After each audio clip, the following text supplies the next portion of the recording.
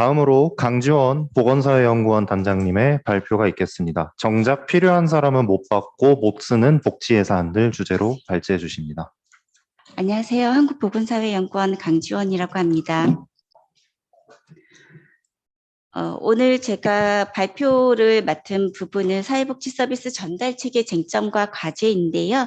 그중에서도 돌봄에 조금 더 초점을 맞춰 달라는 요청을 받았습니다.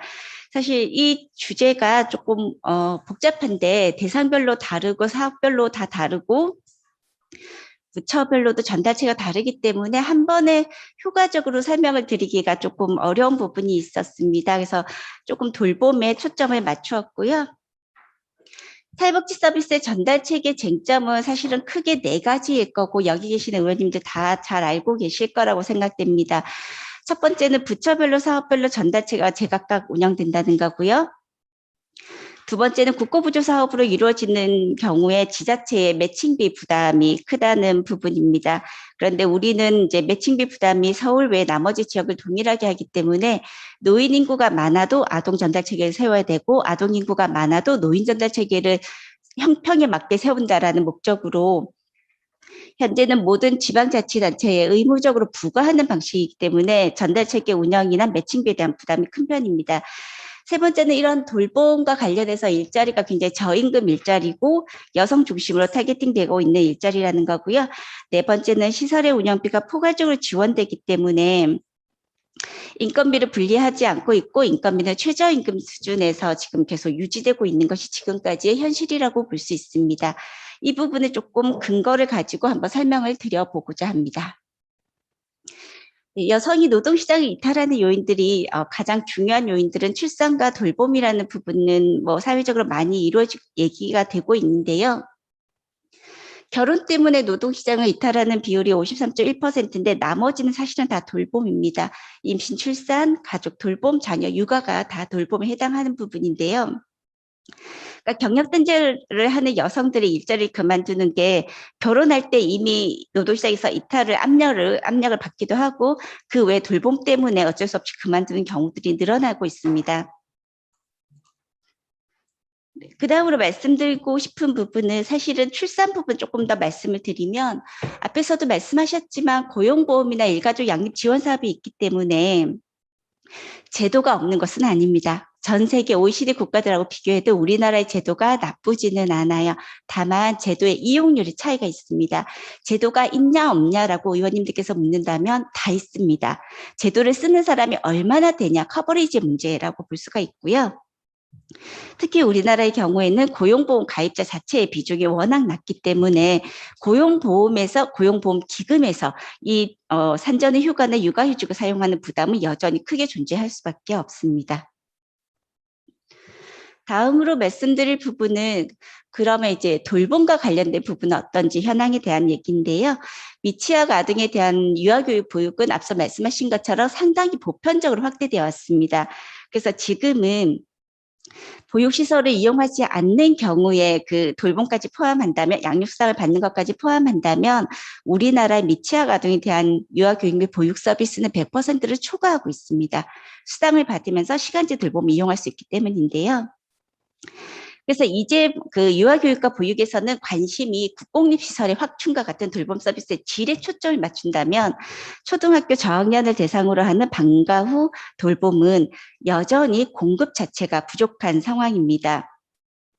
보시면 초등돌봄교실 온종일 수요조사에서 이용하고 싶다라는 학부모의 비율은 굉장히 높은데 실제 공급률이 여기를 못 따라가기 때문에 2018년 4월 4일에 방과 후 돌봄을 그 국정과제 온종일 돌봄 체계 구축으로 하고 53만 명의 아동이 이용할 수 있도록 돌봄 공급의 목표치를 정했고요.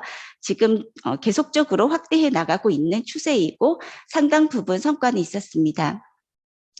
근데 저희가 전달 체계를 기획재정부 재정 중심으로 볼 때 한 가지 놓치는 부분이 한 가지가 있는데요. 지역별 여건이 다르다는 부분입니다. 예를 들면 방과 후 돌봄 수요 공급에 2022년 목표치는 53만 명을 도달하면 돌봄에 대한 욕구가 사라질까요? 아니거든요. 왜냐하면 도시 지역에 아동이 많은데 확대가 시골에서 농어촌 지역에서 이루어졌다면 도시 지역은 여전히 돌봄에 대한 욕구가 해소되지 않았다는 말입니다. 그런데 우리는 전체적인 목표 53만 명에 너무 몰두하고 있기 때문에 지역의 격차에 대한 고민을 상대적으로 기획재정부 입장에서는 재정 당국 입장에서는 총량만 얘기를 하지 좀 적게 얘기할 수밖에 없는 부분입니다.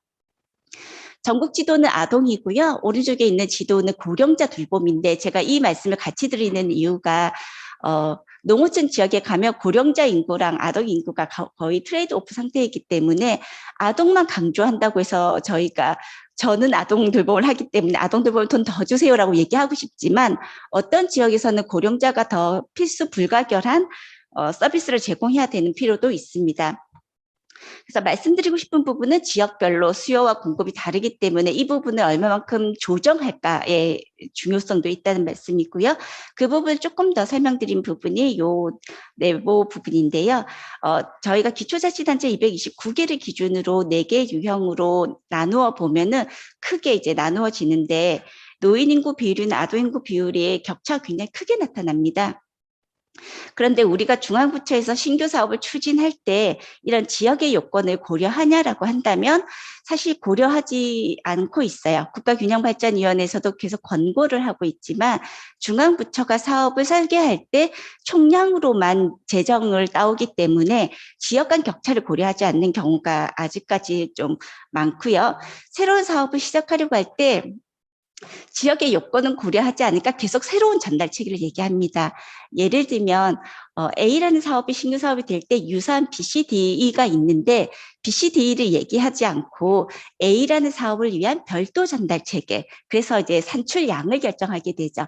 재정을 딸 때 그게 유리하다고 생각하고 기존에 있는 전달 체계에다가 업무를 더 부과하려고 할 때 운영비나 인건비에서 보전을 못 해주기 때문에 기존 전달책에서 받지 않으려고 하는 것도 사실입니다.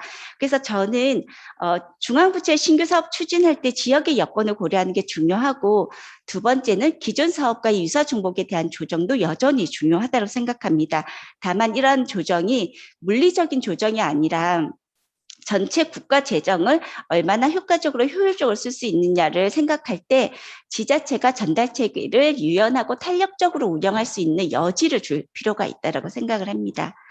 앞서 여러 차례 이제 말씀들을 다 하셨는데요. 초등학생에 대해서 방과 후 돌봄을 하면 물론 국정까지는 초등학교 1, 2학년이 주요 대상이고 초등학생까지 확대되는 것이긴 합니다만 기존의 초등돌봄교실이나 지역아동센터 그리고 청소년 방과 후 아카데미가 있는 상황이었습니다. 여기에 초등돌봄교실을 확충하고 다함께 돌봄센터를 신규로 설치하는 계획을 세웠고요. 그리고 교육과 지자체가 협력하는 시범 모델 학교 돌봄도 사업도 도입하고 있습니다. 이러한 사업들을 도입하고 있는데 학부모들의 만족도가 아주 그렇게 높진 않습니다. 왜냐하면 학부모들이 이용하려고 할 때 이용할 수 있는 게 별로 없거든요. 초등돌봄교실은 4시 반쯤에 끝납니다. 맞벌이 부모들은 8시쯤 돼야지 집에 도착해서 쌀을 씻기 시작한다고 말씀하세요. 그 간격, 시간으로 인한 돌봄 간극이 존재할 수밖에 없고요. 또 하나는 맞벌이 부부만이 아니라 모든 부모님들이 자녀가 학교에서 교육을 받지만 또 학원에서 수업에 대한 약간 보충이나 선제적인 학습 지원을 받기를 원하고 있습니다. 그러니까 학원이 주가 되는 상황에서 학교 초등돌봄교실, 지역아동센터와 같은 것은 미흡하다고 생각하세요. 교육적 지원을 조금 더 받고 싶어 하시거든요. 그래서 학부모들이 표현할 때는 돌봄도 좋은데 교육 지원도 받고 싶다라고 표현을 하시는데 실제로는 학원을 이용하는데 장애가 되지 않는 돌봄을 원한다라는 게 학부모들의 속성이기도 하고요. 근데 저희가 국가 재정을 어디까지 확대할 것인가 하는 것은 선택의 문제이기 때문에 선택과 사회적 합의가 중요하다고 생각합니다. 옆에 나와 있는 그림은 노인 대상 사업 현황인데요. 앞서 말씀드린 것처럼 사업의 종류는 어마무시하게 많습니다. 이 사업이 왜 효과적이지 않은지가 지금 재정개혁의 가장 중요한 키포인트라고 할 수 있을 것 같습니다. 온종일 돌봄 체계가 여성의 노동시장 이탈을 막았냐고 하면 네, 이그젝틀리 막았습니다. 저희가 통계적으로도 결과를 노동 패널을 통해서 확인을 했는데 문제는 시도별로 차이가 좀 있었습니다. 보시는 것처럼 위쪽에 있는 그림이 2016년에 방과 후 돌봄이고요. 아래쪽에 있는 그림이 2021년에 방과 후 돌봄의 수요 공급입니다. 2016년에 비해서 특광역시는 공급이 과다하게 많던 부분이 조금 다운된 모습을 보이고 있는데요.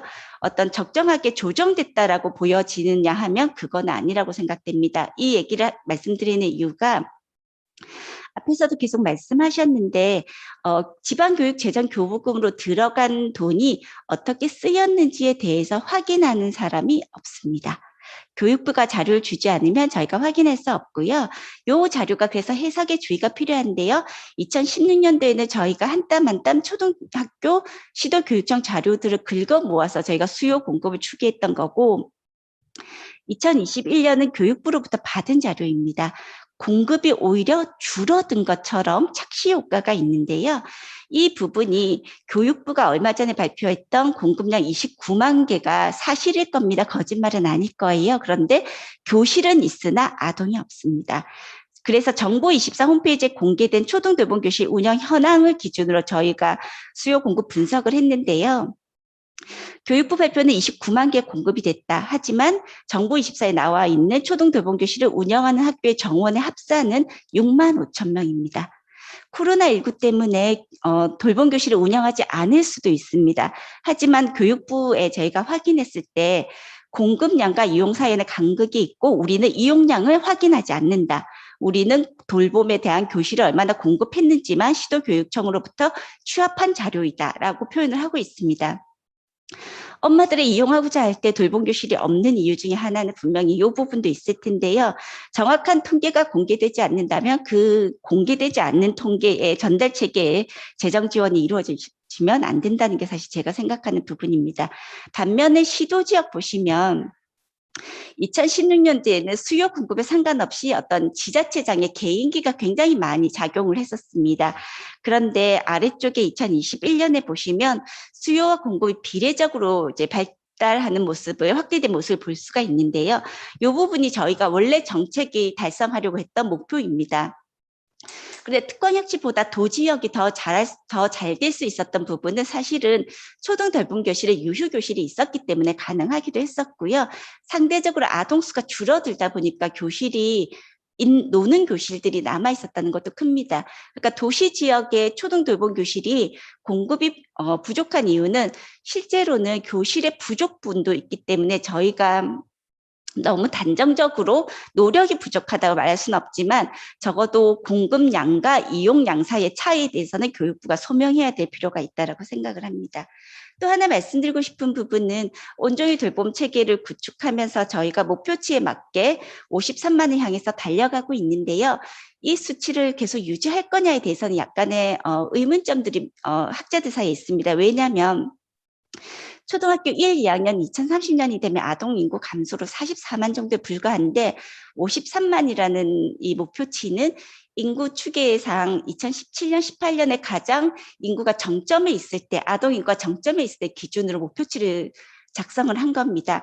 그래서 오히려 이런 절대값보다는 정책 목표는 비율값으로 결정하는 게 낫지 않을까 하는 생각이 좀 들어있고요. 또 한 가지 말씀드리면 온종일 돌봄 체계를 확대하면서 오히려 지역아동센터나 청소년 방과후 아카데미의 초등학생 수는 감소했다라는 겁니다.